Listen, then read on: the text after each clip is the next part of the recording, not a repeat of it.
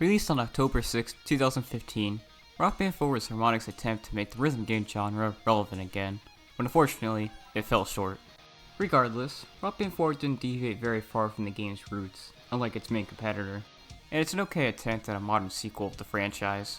Guitar, bass, drums, and vocals, along with harmonies, are back in their glory, and have a few changes to try and keep the gameplay as fresh as possible. Just for reference, this review will focus entirely on the Update 2.21 version of this game. I'm aware this game has had multiple updates throughout its lifespan that added new content, but I want to keep everything organized, and I don't want to go back and forth talking about the updates. One review for one game works a lot better as a video than multiple reviews for multiple versions. So without further ado, let's dive into the latest, and possibly last, Rock Band game.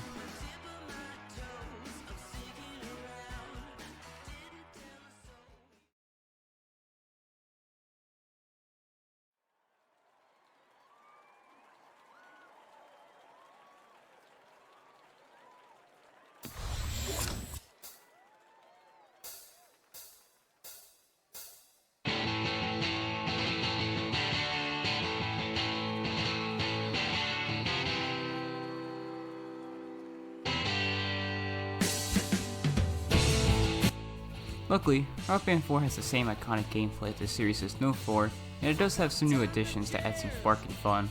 Let's go over some of them. More track speeds. Players can now choose 5 different track speeds, so if breakneck speed wasn't enough, they got more options to optimize their experience. A new challenge system. Challenges are back, and they're more innovative this time. They evolve, so sometimes when a player completes a challenge, a harder one will usually take its place. Go On Tour Mode. The tour mode in this game is like a combination of Rock Band 2's tour with Rock Band 3's, where players are given a variety of venues to play for, and depending on the venue, they can choose certain songs or have to shuffle between certain songs. What I mean by that is certain venues have it so players can choose 4 random songs from a particular difficulty range, and band members decide which one they want to play. Whatever song has the most votes gets chosen and added to the queue. Players can also choose to have 4 more random songs show up if they are unhappy with the current selection. After the player has gone through the chosen songs, they are given the chance to vote on an encore song, which will give them more money and fans. They could also choose not to play one. There's also requests, where the game will give 4 randomly chosen songs, and players can decide to switch to a song requested by the audience, or they can stick with the song they already chose for that spot in the song queue. During the tour mode, as the band becomes more popular, major opportunities show up, where players can choose between getting less fans, but being able to choose their songs without the vote system, or they can get more money, but deal with the voting system. One last thing, if players pull off a certain feat during a song, like getting 5 stars, or nailing a solo, they'll get a medal that gives them more money and fans at the end of the gig. Freestyle solos. During certain solos, guitar and bass players are allowed to play whatever they want, sort of. There are certain patterns and things players have to do during certain sections if they want to get points, such as going crazy with the frets or starting to the rhythm of the song. There's also an endless solo mode, which is exactly what it sounds like. Keep playing solos until you drop, or more realistically, get bored. Speaking of freestyle gameplay, there's also freestyle vocals. Certain lyrics have freestyle pitches, where as long as the player is in tune, the bar will fill up as if the player was singing the exact pitch. Multiple drum fills. Players are allowed to choose different ways to activate overdrive while playing drums. There's the classic fills from the first 2 games, static, and dynamic fills, based on the fills from Rock Band 3. Brutal mode. The notes in the highway become more and more hidden as the player continues to perform well. The highway goes up to about 90% hidden, and more notes will always show up if the player starts to mess up their note streak. Very true to its name. Play a show. This mode is like a light version of the tour mode. First, players choose a song they want to play, and whenever it ends, they're given more songs to choose from. Once they've voted on which songs they want, they play the set, then move on to the next set of songs to play. Quick play online. Playing with other people is a bit different this time. People set up lobbies, and once the lobby has at least 2 people, the host can start the session. Each player gets to choose one song, and players can put on display what kind of players they want joining their lobby. And that's about it in terms of new gameplay. kinda disappointing if you ask me. The tour mode isn't as good as the last 3 games. Considering the game limits the song selection to a certain difficulty range, and the fact the game only has 65 songs, it can get repetitive real quick if the player has little to no DLC. A game's fun and variety shouldn't be dependent on how much a player has bought. Rock Band 3's tour worked a lot better, because the venues allowed for players to choose songs based on things like the genre of the song, or what decade the song was released in. So this added a lot more variety to the tour mode. The player could technically play any of the 82 songs in any of the venues, but in Rock Band 4, the player can only choose so many songs due to this difficulty setting. The challenges only give medals players can display on their profile, no special pieces of clothing or instruments like Rock Band 3. Finally, the freestyle options are great for beginners or new players, but most experts would rather just play the actual chart and not have their hand held. The only addition that's worth a damn is the new breakneck speeds. They're actually helpful and can appeal to all kinds of players.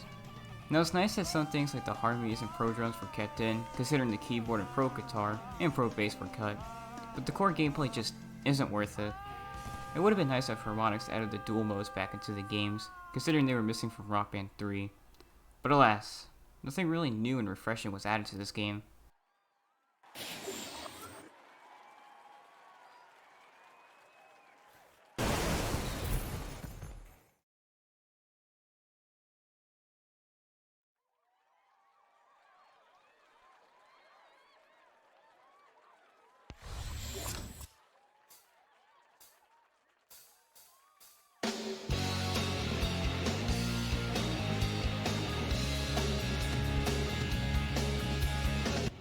The visuals for Rock Band 4 are fairly similar to previous games, with its smooth edges, hip venues, and simple animations. There's a certain way that the colors pop and the lighting works, to give the stage the spotlight. Well, speaking of the venues, this game has the worst venues of the series. They all look alike. I legit cannot tell you how many different venues there are in this game, because they all have the same structure and the same lighting. It feels like all the venues in this game take place in a small indoor club. Where's those big stadiums and outdoor gigs from the previous games? There's practically no talking points or noticeable items in the levels, so no uniqueness really kills the creativity of these venues. Not to mention, there's no post effects. They added a bit of fun and energy to the performances, and now they're gone. So, what about the custom characters? Well, they're not bad, but they're a huge step down from Rock Band 3. For whatever reason, players can no longer change the facial proportions of their character's face. Really, the only things they can change are the character's hair and starting outfit. All that customization is gone. Some of the outfits and instruments are quite cool, but again, minimizing uniqueness really drains the quality of this game's visuals. Speaking of character models, let's talk about the animations. Well, they do look better than the previous games. Things are smoother, objects don't clip as much, and the characters aren't overly fluid with the way they move. There are a couple of borrowed animations from the first 3 games, but luckily, most of the animations are new and do liven things up. Now, there is something I do want to address though. The audience. Why do they hold their phones like that? They hold their phones with the screen facing the band, as opposed to having the camera face the band, so they can, record the performance in a practical way. It's such an obvious thing too, like, no one noticed this and said, yeah, that looks weird, and it's not at all how people use their cameras at concerts. Okay, now, let's talk about the UI. Luckily, the user interference of this game is actually pretty solid. Everything just looks so clean and nice.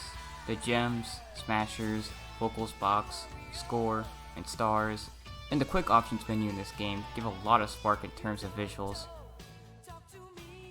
Players can apply a track skin to their fretboard, and they're pretty cool without being distracting. There's a Zodiac track pack that has fretboards designs based off the signs of astrology, and they're really cool with the constellations being mixed in with the starry sky. The stars meter in this game will also show the player's progress towards getting 5 golden stars, which is a really nice touch, especially for experts that get anxious about that kind of thing. There's also a ring around the multiplayer that indicates if the player is on course to FC the song. Once the player breaks the streak, the ring goes away. The band member intros are pretty sick. They're just like Rock Band 1's intros, with a bunch more kick and flair to them. There's also a countdown that appears whenever there's a long wait between notes for any instrument. It's based on how many measurements are left rather than seconds. Makes sense, but still kinda odd. The game will also show the player's performance stats and some other fun things after they complete a song. While still on the UI, the menus aren't as cool as the previous games, except for Rock Band 1, but they are smooth, stylish, and helpful. I have two main issues with it though. First, the background. I really like the backgrounds of Rock Band 3, where the band was shown chilling and bonding together. It really added to the pre-venue feeling of the menus. The main menu of this game shows the band getting ready to play on a stage, but after a minute of waiting, the same animations and camera angles start to play over and over again. Sure, Rock Band 3 did the same thing, but at least it had multiple places for the band to be, so it wasn't the same thing every time the players went back to the main screen. Secondly, and this is kind of minor, but there's an options menu in this game that has 6 options, and I think it would have been better if these options were added to the quick menu. It's just nice to have things all in one place. Otherwise, I don't have anything else to say about the visuals.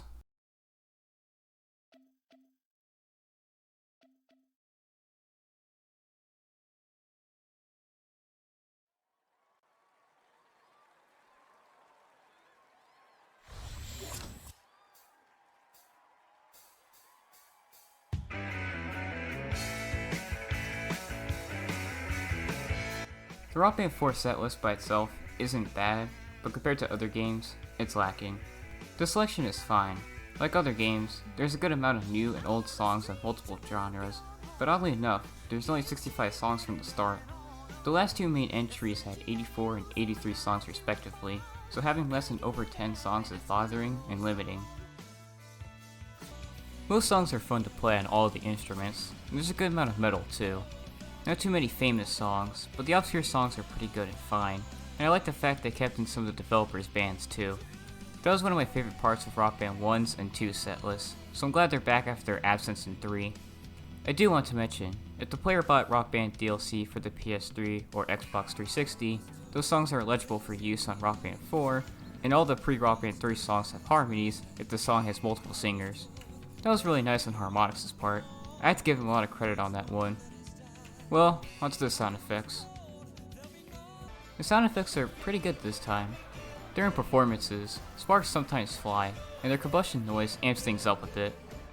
An announcer will explain full combo in a sick-ass manner if the player FCs a song. The chords that play when selecting options are awesome too, definitely got some kick and bravado. Otherwise, I don't have much to say for the sound department of Rock Band 4.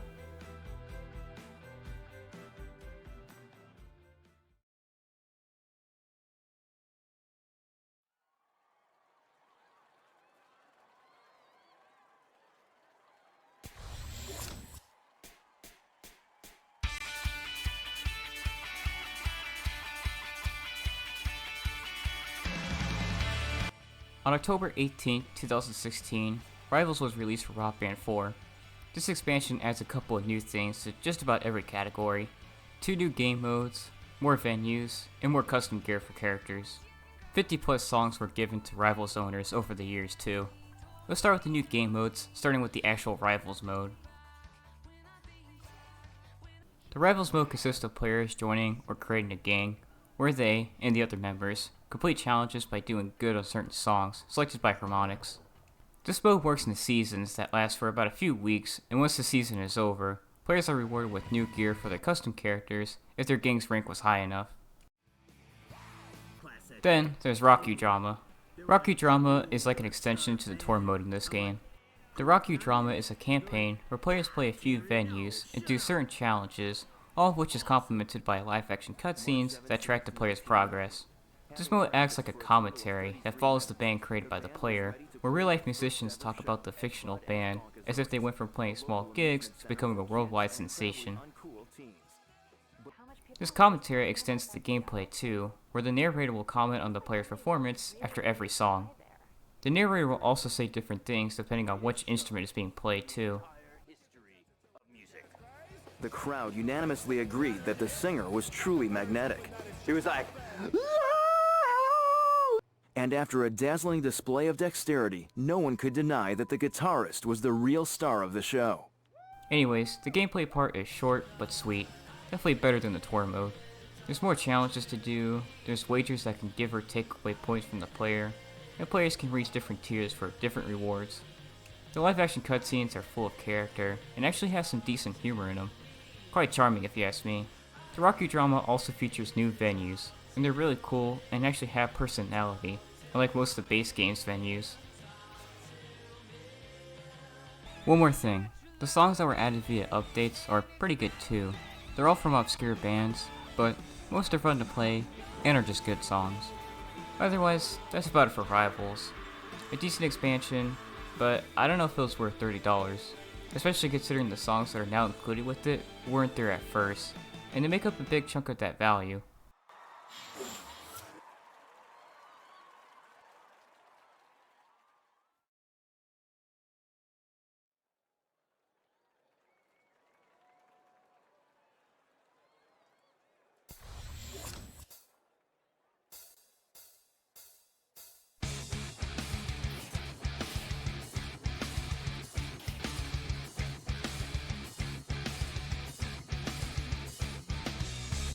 Rock Band 4 has a couple of extras. There's special outfits for the custom characters that changes their entire appearance. These outfits range from sparkly galaxy-inspired bodysuits, to the vault suit from Fallout 76, to the space armor from Mass Effect Andromeda, and Sterling Archer from Archer, the animated show. I wasn't sure where to mention this, but I guess I'll talk about it here, and that's compatibility with the previous generation's instruments. PS3 instruments work on the PS4 if the player still has the dongles that came with them, and Xbox 360 instruments work on the Xbox One if the player has a certain adapter that was released alongside the game. Thanks to this, a lot more players can get into Rock Band 4, and players didn't have to spend another $300 or so just to get the band back together if they already had instruments. Well, that's what it was like at first. Those Xbox One adapters are super expensive nowadays. The only version difference I can think of is Rock Band 4 uses the PS4 controller's light bar by making it change colors during songs. And one more thing, the drums in this game have auto kick, so players don't have to use the kick pedal with this modifier on. I suppose it's to help beginning drum players, but I think it's best not to turn this option on for that, but what do I know. Now, on to the other issues of this game. I've already pointed out a couple issues in the other sections, so I guess I'll just mention my number one issue with this game. And that is, it feels like most everything was downgraded, or just isn't as good as previous entries. The only good things not featured in other games is the more track speed options, the new UI is beautiful, and the engine doesn't feel as awkward as Rock Band 3. The gameplay and set lists of previous games are far superior, and those two things are the most significant parts of these games. The tour mode is uninspired and way restrictive. The venues all look the same and don't have any talking points, and the setlist is only alright. Burno mode is a cool idea, but I think it's a mode that's played only so often, or purely for kicks due to how difficult it is. Second big issue, lanes. They're still here. I talked about these things in my Rock Band 3 review, and my criticism still stands. They make things too easy, and it's hard to tell where they end. At least for me. If I'm allowed to turn off freestyle solos and freestyle vocals, why can't I turn these off too? Seriously, this is one of the biggest things I hear people complain about when they talk about Rock Band 3 and 4, so I can understand why they put them back in, but don't understand why there wasn't a toggle option for them. Now, let's talk about the legacy that Rock Band left. Rock Band, like Guitar Hero, was a huge success, but ultimately faded away due to the oversaturation of the rhythm game genre in the late 2000s. They both tried to make a comeback, but not much came with these new entries. Well, to this day, Harmonix is still making DLC for this game, and new seasons for Rivals. So what about the fans? The fans of Guitar Hero and Rock Band went on to create a few clones, similar games, and mods for these games. The most popular clone right now is Clone Hero, which is pretty much the gameplay of Warriors of Rock, with a ton of customization options. It has pro drums and key support, and is very easy to set up. Another clone that's up and coming right now is Yard, which is more akin to Rock Band gameplay with a similar UI and engine, and even support for pro instruments in vocals and harmonies. Apart from the clones, the Milo Hacks community has created deluxe versions for every Rock Band game and the first two Guitar Heroes. These deluxe mods add all kinds of quality of life improvements and visual updates that really breathe new life into those games. There's also Guitar Hero World Tour Definitive Edition, a mod for World Tour that allows for things like custom characters, venues, instruments, and songs. Not to mention the new features like better menu navigation and characters from other Guitar Heroes and Neversoft games. Well, let me move on to what Rock Band means to me and how personal it is. Growing up, I've always played the Guitar Hero games and didn't jump to Rock Band until 2020 after I got into the vocals gameplay and wanted to play songs that weren't in the Guitar Hero games. I quickly fell in love with how fun everything was, and will play the hell out of Rock Band 3 due to its DLC song library and huge custom song selection from Custom Creators Collective. I love the hell out of both series, but if I'm being honest, I'd probably play any Rock Band over any Guitar Hero game. The gaming sessions I had with my buddies playing Rock Band have been super fun too, and I always look forward to playing these games with them whenever I can. And like Guitar Hero, Rock Band expanded my knowledge of rock music, and it's introduced me to some new bands I listen to this day. I've also kind of grown attached to the custom characters I made too, with my subconscious mind making a backstory for all of them in a dream I had once. These Rock Band reviews have also been super fun and engaging to make, so there's that too. Well, anyways, that's about all I have to say about Rock Band's legacy and what it means to me.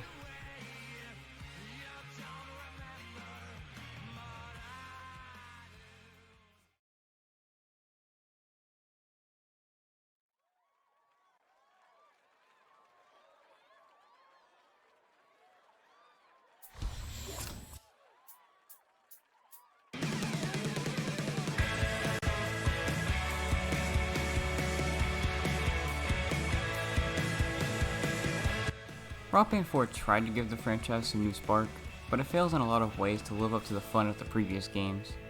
The tour mode isn't that great, the venues are not interesting, the soundtrack is alright, and there was just a lot of stuff that was taken away from the previous games. Rivals is a decent expansion with its 2 new modes and song selection. Well, that's kind of everything Rock Band 4 has to offer as the latest game to the franchise. New track speeds to help all kinds of players hit notes and nail solos, freestyle solos and vocal for more casual players, brutal mode for the hardcore players, a stunning new UI that fits with Rock Band's aesthetic and just looks amazing, track skins that were designed to look cool and work with the constant onslaught of notes, uninspired venues that really missed the mark on what made these stages great, a limited custom character creator, but there is some cool special outfits, an about average bass song selection that works, but doesn't really excite, a solid DLC expansion with worthwhile features that is now free for every player, and a bunch of other things from the other games like harmonies and challenges. Rock Band 4 isn't a terrible option for those that still want to rock out on fake instruments with its ever-expanding song library and compatibility with previously released controllers, but there are better options like the deluxe mods. Well, until next time, keep rocking on with other people, regardless of which Rock Band game you play.